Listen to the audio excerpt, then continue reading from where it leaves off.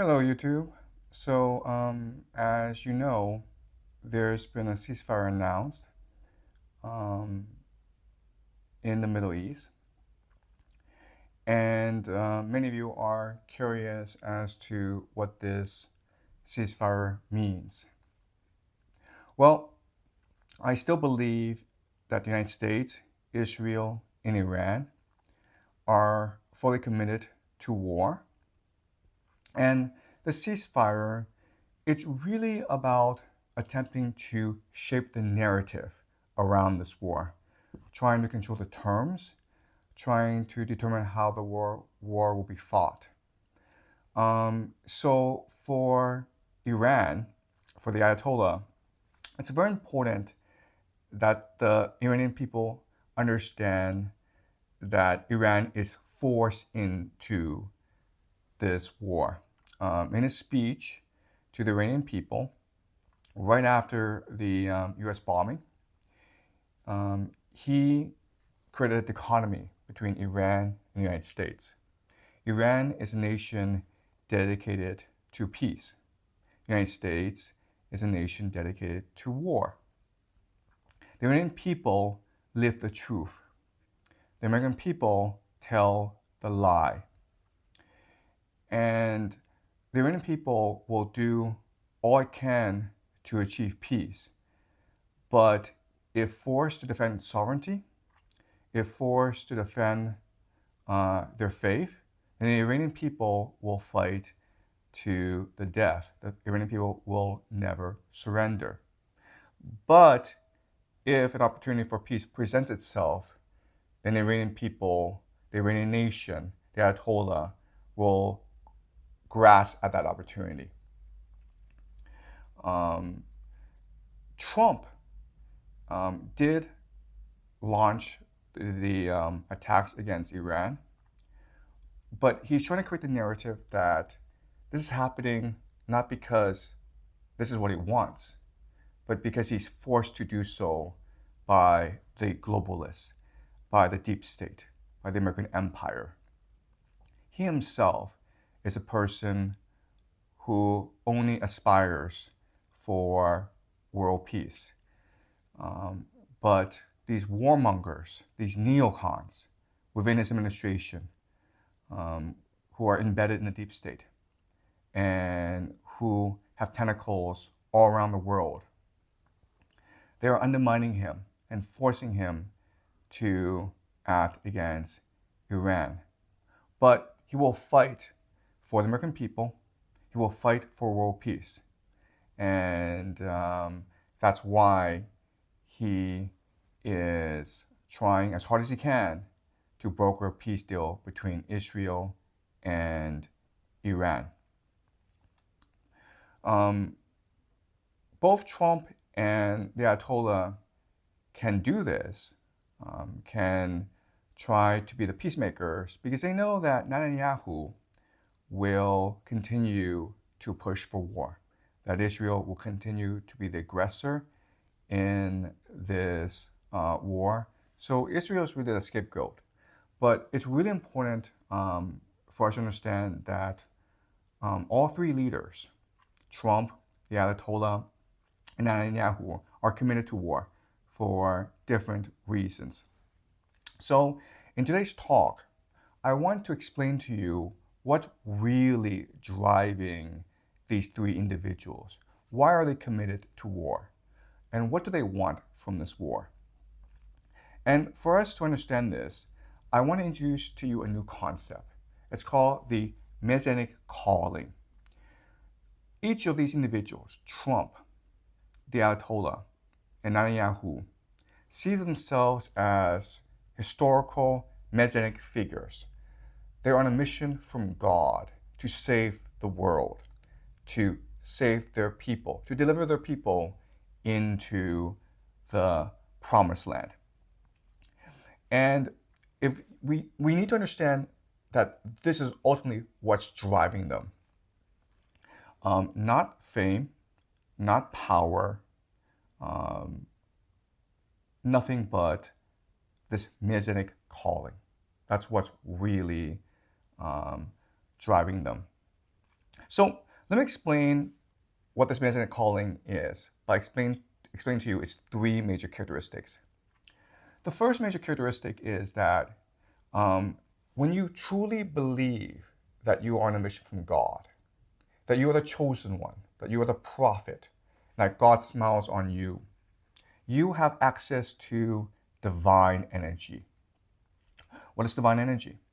Let me give you an example. Maybe you're a mother and you're taking your 3-year-old into the forest. You get lost and you're wandering the woods, and then suddenly a black bear pounces on you.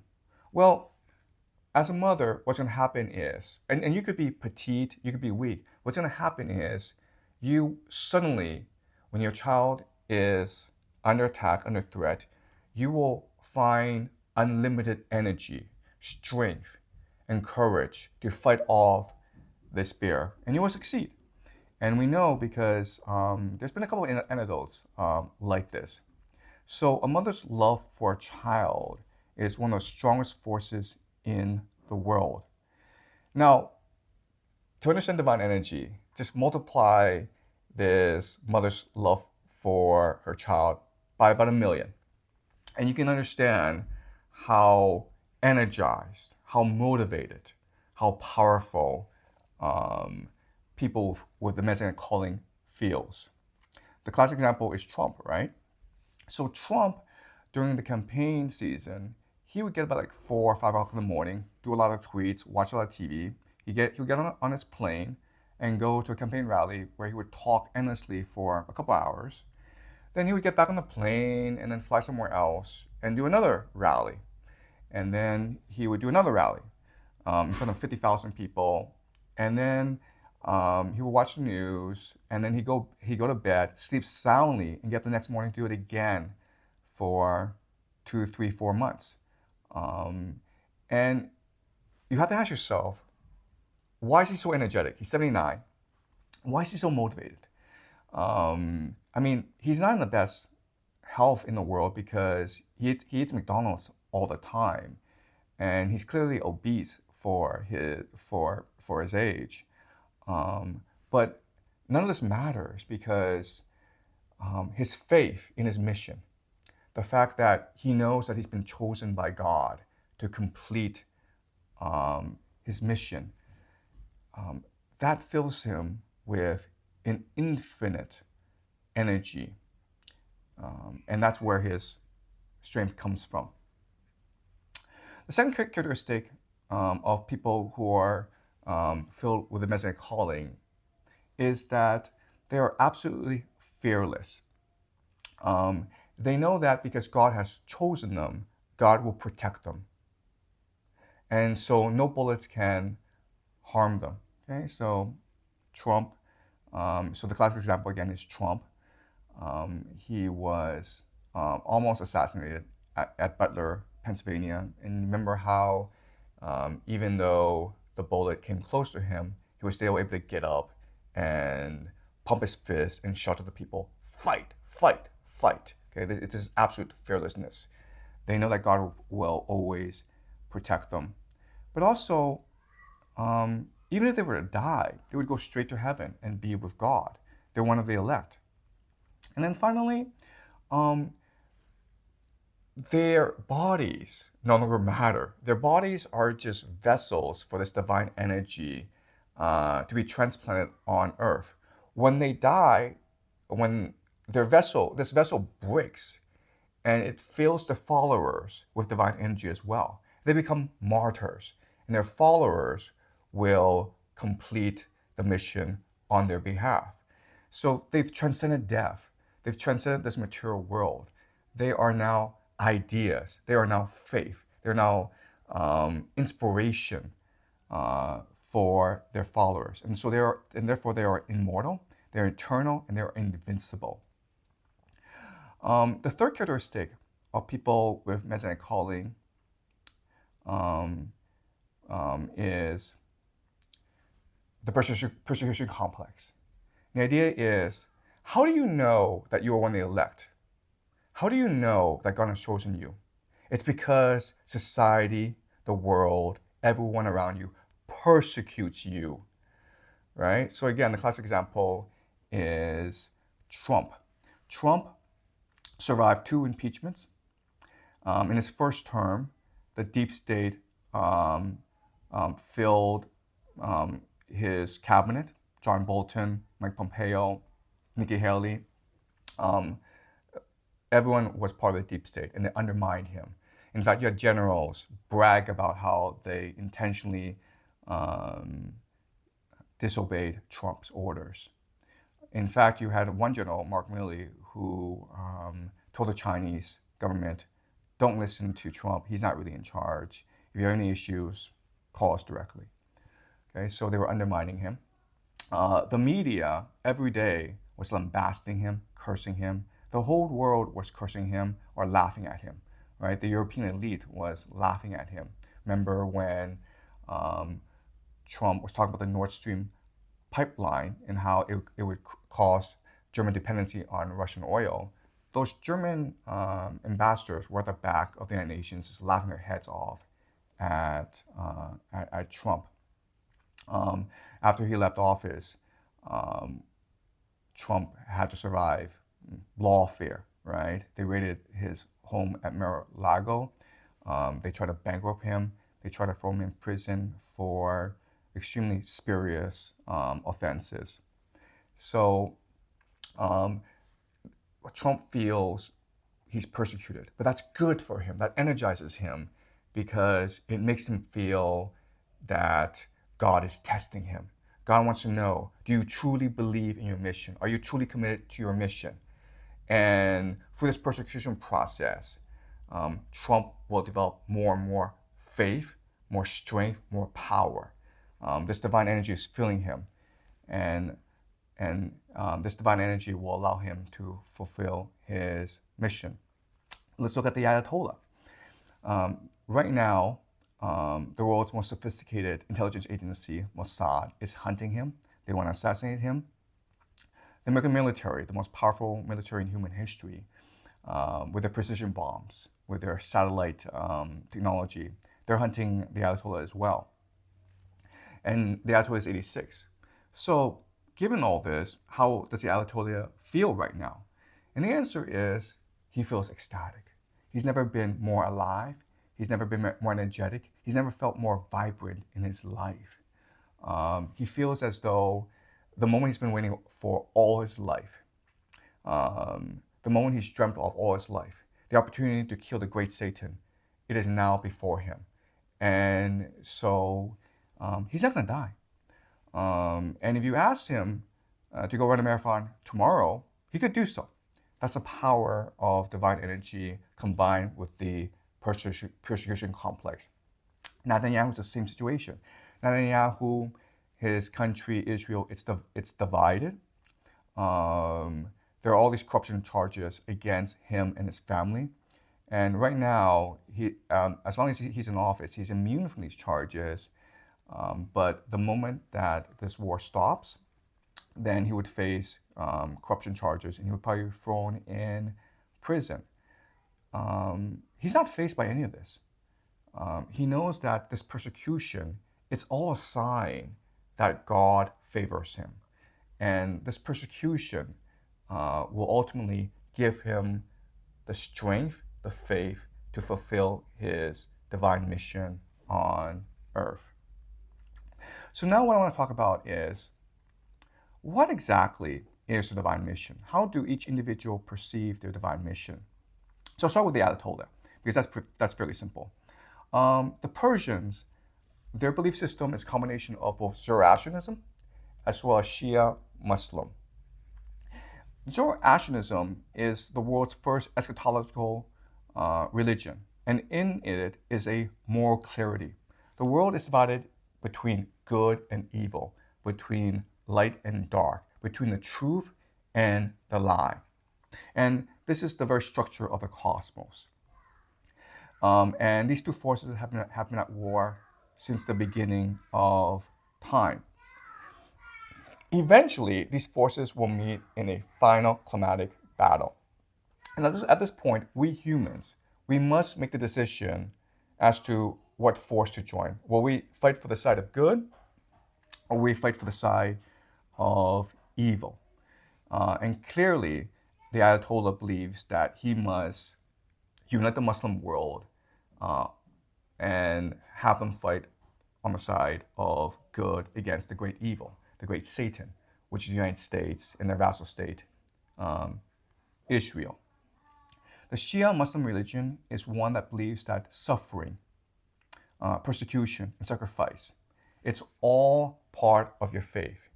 If you truly believe, then you will suffer and you'll sacrifice yourself. So the Ayatollah is willing to die for what he believes in. He's willing to die for his faith. That for him would be the greatest honor. So the Ayatollah, what he wants, it's pretty clear. He wants to lure the great Satan into Iran. He wants to lure the great Satan into his lair, where he will take his flaming sword and stab the great Satan to death, thus freeing his people from oppression, from persecution, from suffering. And by killing the great Satan, he will save his people and save the world. Okay, so that's the divine mission of the Ayatollah. Donald Trump, what is his divine mission? Well, he wants to make America great again. So why is America not great? The reason why is, for the past 100 years, America has been co-opted by the globalists. And America has been forced to engage in these forever wars in the Middle East that has killed thousands of good American soldiers. And this was done at the behest of the globalists. These globalists have also forced open American borders and let in millions and millions of illegal immigrants in order to corrupt America, in order to destroy civil society in America. These globalists also have, in the school curriculum, infested the teachings of young children with multiculturalism, with woke politics, with DEI, diversity, inclusion, equity, these ideas. So these ideas, globalism, liberalism, and multiculturalism, are cancers on the body of the American Republic. And you can't negotiate with cancers. You can't wait for cancers to die out. You must purge these cancers from the body of the American Republic with blood and fire. So the divine mission for Trump is to destroy the American empire by embroiling it into an unwinnable war against Iran. But not only that, but to compel the American people to rise up against their globalist oppressors and overthrow them, to remove America from the world and to achieve its manifest destiny, which is basically control over North America, which is the promised land, which is what God promised to the Americans. And once America recognized that it should not interfere in global affairs, Europe, Asia, Africa, who cares? They're hopeless. Once America is able to restore its Republican soul and spirit, then America will be great again. And Donald Trump, his mission is to lead the American people in the revolution against the global elite and to restore the American Republic. Okay, that's Donald Trump. Then you have Benjamin Netanyahu. For Benjamin Netanyahu, like many Israelis, they believe that the golden age of the Jewish people was the kingdom of David, which occurred about 3,000 years ago. That was when Israel, the nation, was free, independent, unified, and supreme in the Middle East. It was a time of peace and prosperity for the world. But after the kingdom of David collapsed, Israel has been attacked by its neighbors and has been dismembered and has become a vassal state. First, the Assyrians and Babylonians came to dismember Israel. Then Israel became a vassal state to the Persians. Then after the Persians came the Ptolemies of Egypt. And after that were the Seleucid Empire. The Jews were able to rebel against the Seleucid Empire and establish the reign of the Maccabees. But that didn't last very long because the Romans came right after that. And the Romans were brutal. The Romans killed many Jews, and they exiled the Jews from Jerusalem, their place of worship, and they destroyed the Second Temple. So the Romans were extremely brutal. In the 7th century, the Islamic Caliphate restored the Jews to Jerusalem, but they were still not masters of their own land. So the entire project of Israel is to return to the glory days of the kingdom of David.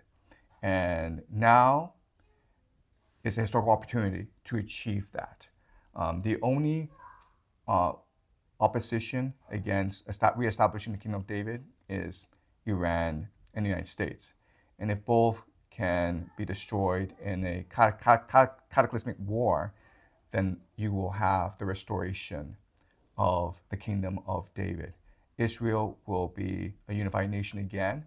All Jews can now return to Israel, and Israel can be the light of all nations, which is what the nation aspires to. Of course, this raises a really interesting question. For the Empire of Israel to be born, the Empire of America needs to be destroyed. So why would America just sit back and let this happen? Why would the global elite allow for Israel to become dominant in the Middle East? Remember, the center of global trade is the Middle East. Most of the world's oil is in the Middle East. Well,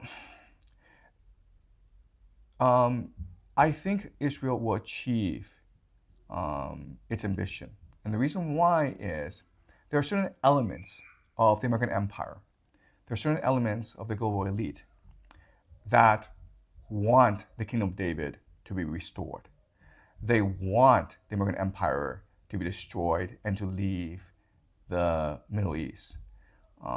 They want to help Netanyahu achieve his Messianic calling. These elements are what we can loosely call Christian Zionists. They believe that for Jesus to return, the nation of Israel has to be reconstituted. They have to rebuild their temple, and they have to call back all the Jews from around the world. And there has to be a final battle between Israel and the world.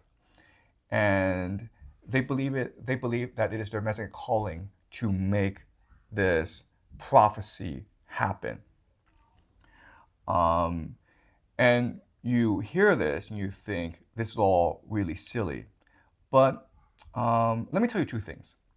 The first thing is this plan, this prophecy, has been in place for centuries. This Christian Zionist project has been around ever since the Protestant Reformation. And these people have been patiently planning and waiting for today. That's the first thing. The second thing you need to know is there's a man who actually conceived this Christian Zionist project, who built the intellectual foundations for Christian Zionism. And this man, you know his name, but you may not really know who he is. His name is Isaac Newton. And you know that, yeah, he is the founder of calculus, and he conceived the foundations for classical mechanics in physics. But you don't know who the real historical Isaac Newton is. The real historical Isaac Newton saw himself as a prophet with a Messianic calling to understand the mind of God and to prepare for the return of Jesus. And as you probably know, Isaac Newton was a very, very smart man. So in my next video, I'm going to talk about the real historical Isaac Newton and what his plan is. Because once you understand all this, then what's happening in the Middle East makes a lot more sense.